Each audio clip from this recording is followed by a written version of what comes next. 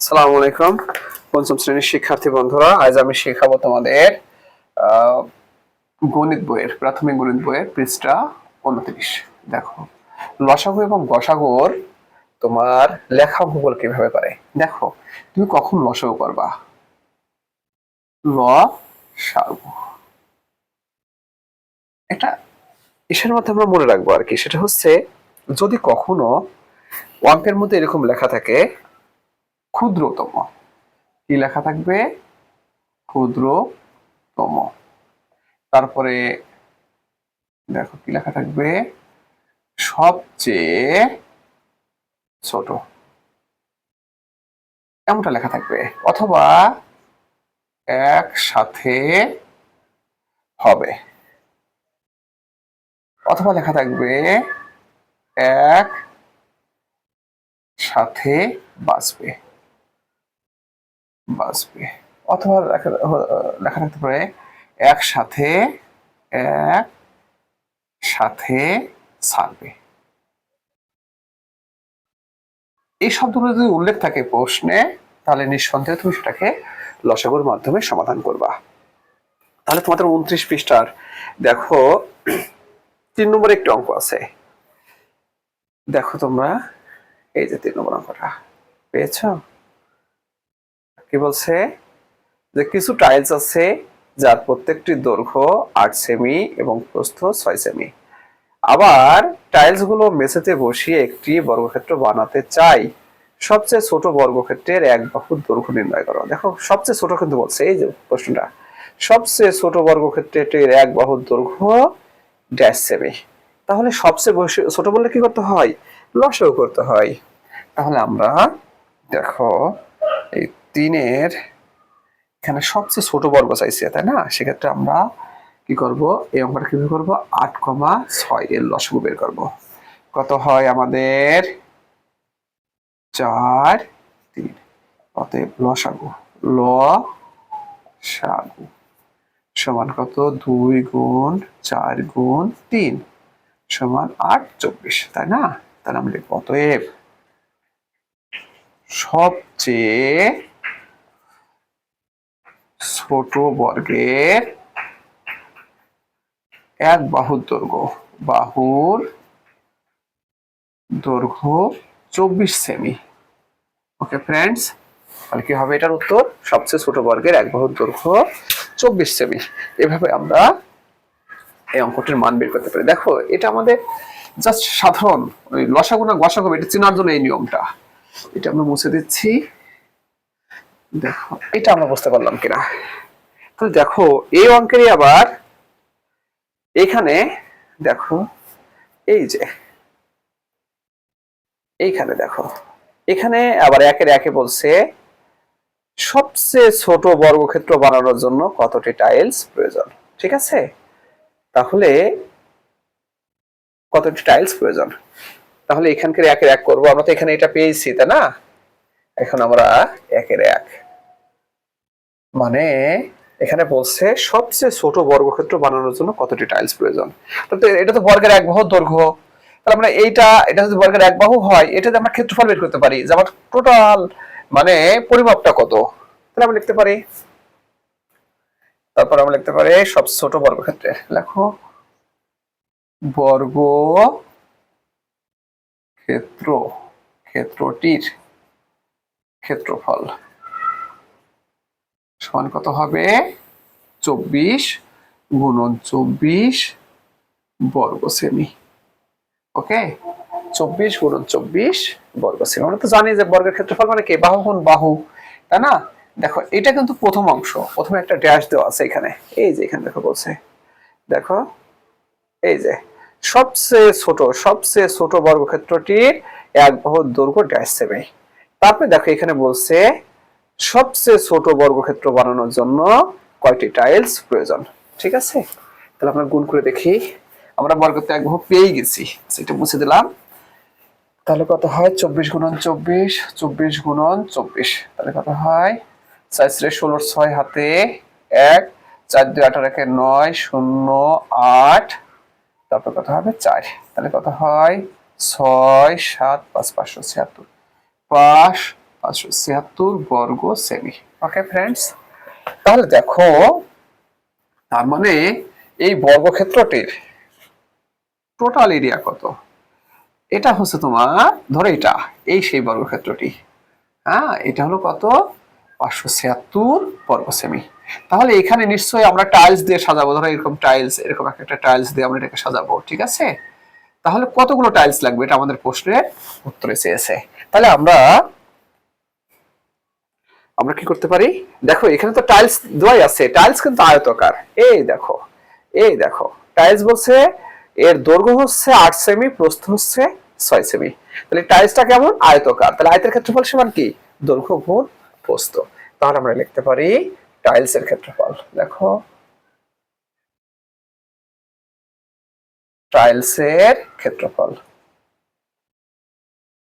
দেখো এখানে কিন্তু বর্গাকার ছিল আর কি, কিন্তু টাইলস কিন্তু আমাদের আয়তাকার।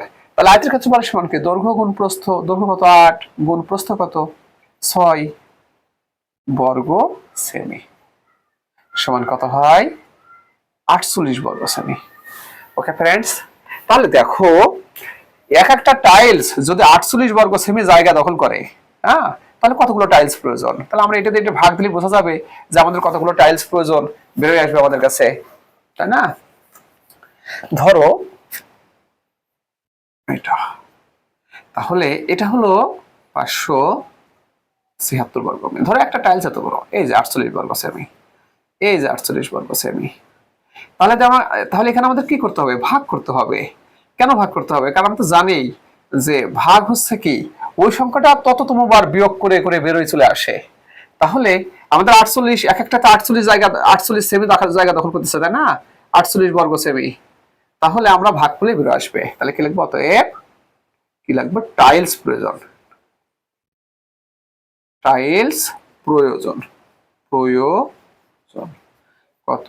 576 ভাগ 48 টি। ওকে ফ্রেন্ডস, তাহলে আমরা ভাগ করে দেখি। 48 দিয়ে 5 7 6, 48 একে 48, তাই না? কত থাকে এখানে? 9 আমি কেটে নিলাম, এই 6, 48 দুগুণা 96।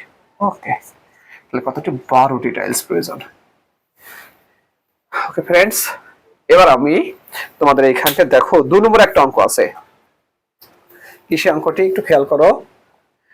এই যে দেখো 2টি ঘন্টা আছে, একটি 12 মিনিট পর পর, অপরটি 5 মিনিট পর পর বাজে। ঘন্টা দুটি একসাথে বিকাল 5টার সময় বাজে। পরবর্তীতে কখন পুনরায় একসাথে বাজবে? দেখো পুনরায় একসাথে বাজার কথা বলছে, একসাথে বাজার কথা বললে কি করতে হয়? লসাগু করতে হয়। তাহলে আমরা এখন এটা লসাগু করে তোমাদেরকে দেখাবো যে কিভাবে।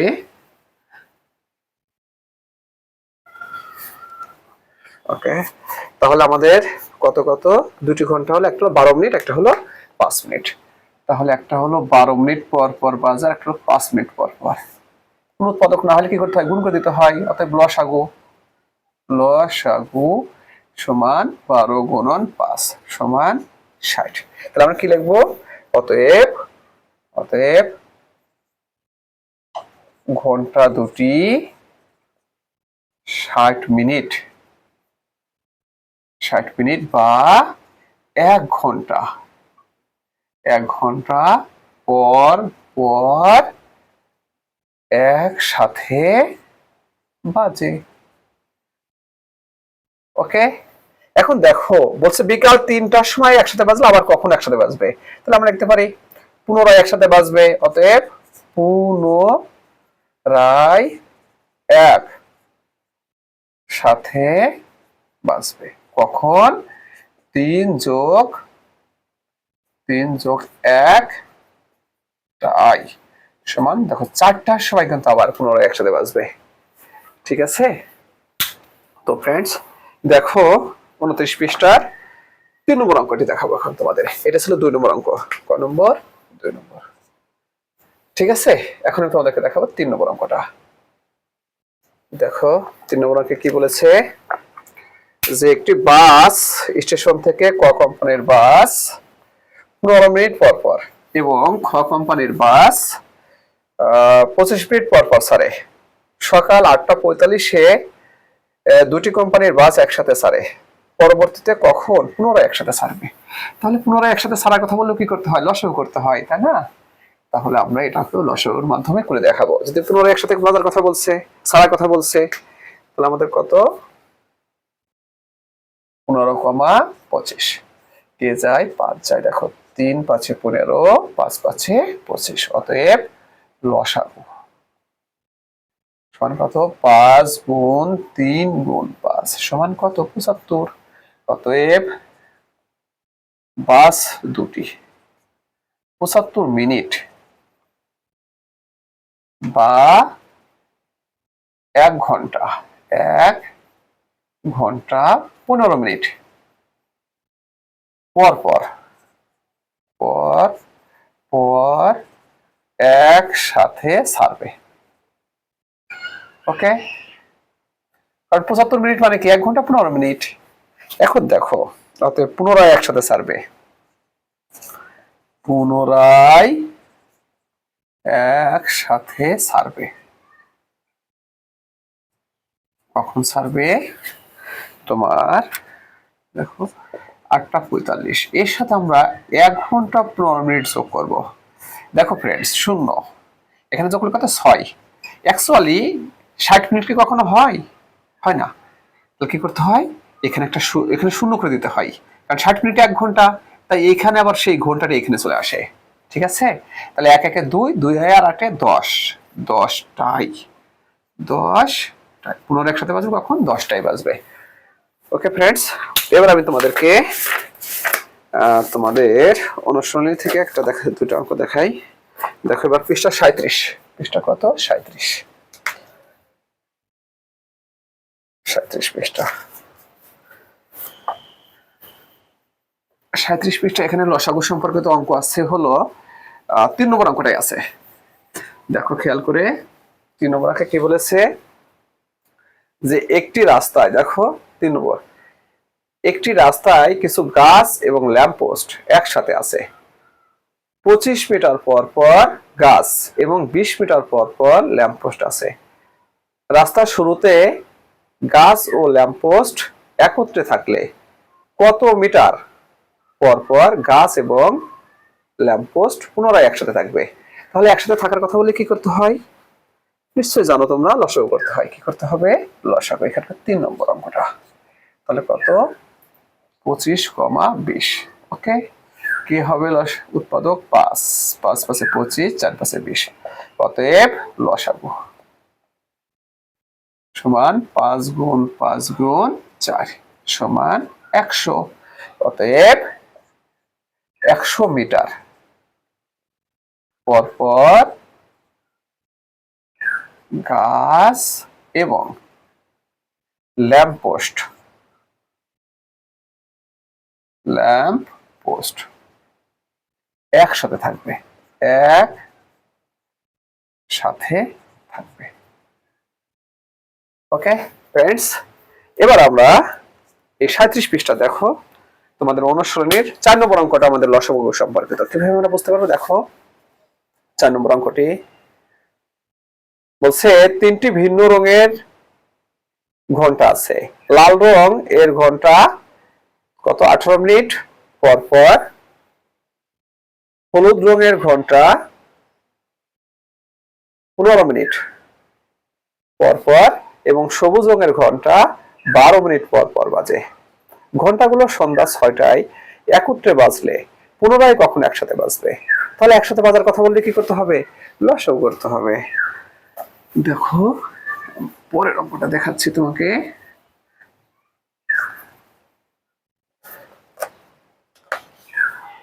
4 নম্বর অঙ্কটা দেখো, 18, 15, 12। লসাগু বের করতে উৎপাদক কত? 3, 3 6 18, 3 5 15, 3 4 এখন দেখো আরেকটা উৎপাদক 2 কিলো কত হয়? 3 5 2। অতএব লসাগু সমান 3 গুণ 2 গুণ 3 গুণ 5 গুণ 2। তাহলে কত হয়? 6 গুণ 15 গুণ 2 সমান কত হয়? তোমার 6×15 = 90, 180। অতএব ঘন্টা 3টি, 180 মিনিট, বা 180 মিনিট সমান কত? 3 ঘন্টা, কারণ 60 মিনিট 1 ঘন্টা, 60 60 120 আর 60 180, তাহলে 3 ঘন্টা, বা 3 ঘন্টা পর পর পর পর একসাথে বাজবে। ওকে ফ্রেন্ডস, দেখো এখানেও বলেছে যে 6টা একসাথে বাজলে পুনরায় কখন একসাথে বাজবে, তাহলে অতএব পুনরায় এক সাথে বাজবে। কত? 6 + 3 টাই সমান 9টাই। ওকে ফ্রেন্ডস, তাহলে আমরা লসাগু সম্পর্কিত শিখলাম। আগামী ক্লাসে আমরা গসাগু সম্পর্কিত শিখবো। খোদা হাফেজ।